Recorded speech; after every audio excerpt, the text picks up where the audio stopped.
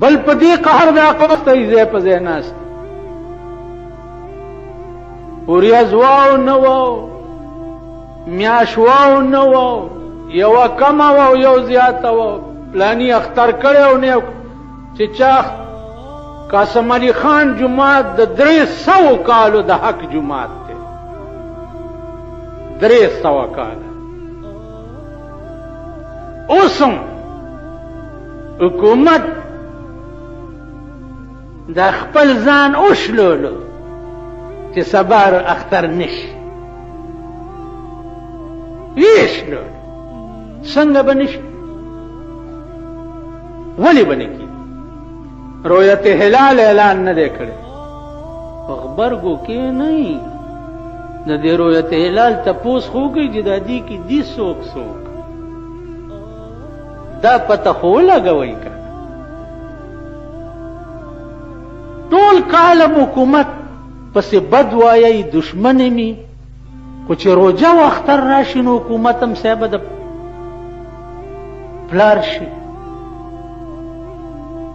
حکومت اعلان نه دی کړی نو حکومت څه قاضي دی مفتی دی پاسپورټ امیر څه شي رویت هلال خزر رویت هلال اعلان وبهو کی تاسو کې چې چا میاش لیدلی رویت هلال ته ورسېدی شي ها ورسېدی شي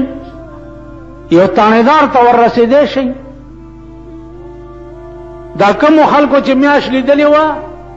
د پیشتخریو او د جمرودو او د اورمړو دی رویت هلال ته رسېدی شو قاسم علي خان تم په 10 بجې راورسېده چې ټانګه او سورلی ورته نه میلاوېده نو کراچۍ او اسلام آباد ته به څنګه رسېده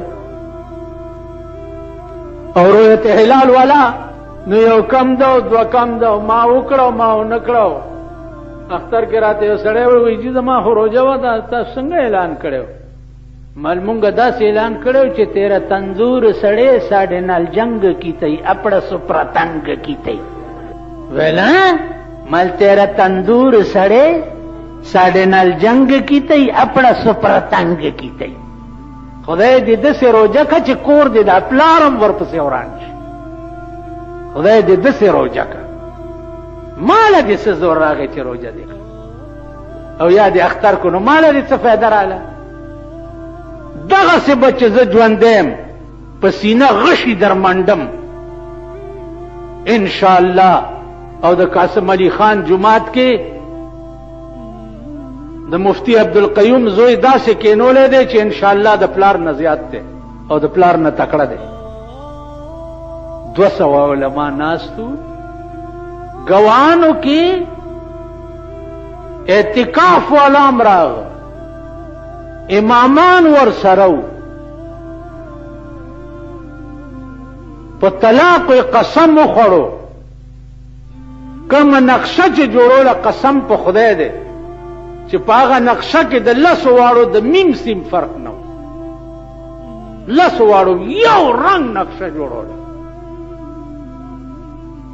بیا خبره دا ده چې لږ سوچ وکئ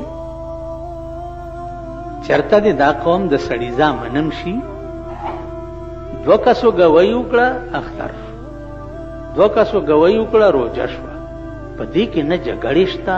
نه پرې جنبې شته نه پکې رویت هلال شته نه پکې مویت هلال شته هیڅ نشته که په یو مالت کې نیمه مالت کې اختر او نیم کې روژه جایز دي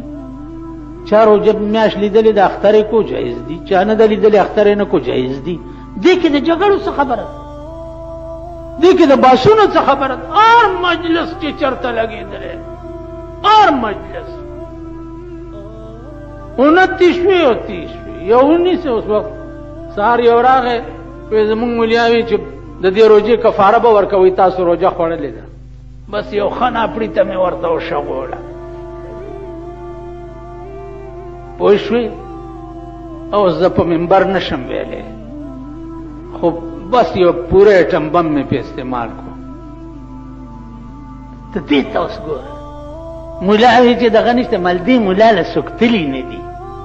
ملا کې هم دا خارق شته که نه چې ماله ولې رانغړ زه خو ملا یم تاله به ولې درځي د 300 کالو د حق د فیصلو مرکز دی قاسم علي خان، او ان شاء الله خدای به تر قیامت جاری لري چې د دې قوم په دې زړه سنبې نه باسي. بیا رؤیت هلال کې وګورئ، وابیان، شیعاګان، بریلیان،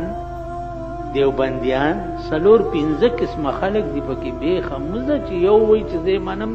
درې نه مني، چې درې وایي مونږ یې منو، دا یوې نه مني. مصیبت دا دی، غم دا دی. ته د یو مزاج سړی ما کېنوه، ته وګوره چې کېږي که نه کېږي.